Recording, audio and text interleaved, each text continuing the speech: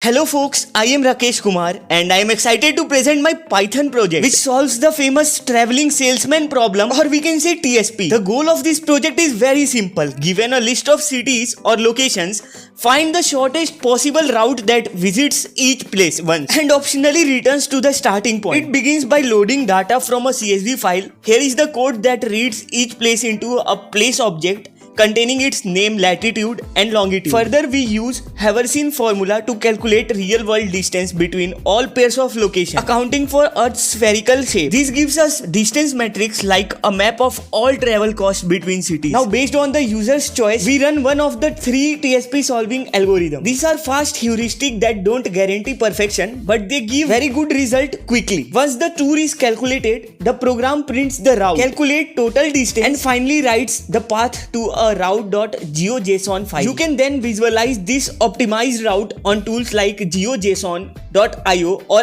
any map viewer. Everything is customizable through the command line, from the algorithm to the number of places and the start point. Before signing off, let me conclude this project combines geospatial data, algorithmic logic and Python automation to solve a very practical problem in travel and logistics. So this was Rakesh Kumar signing off for the next one. Thank you and goodbye.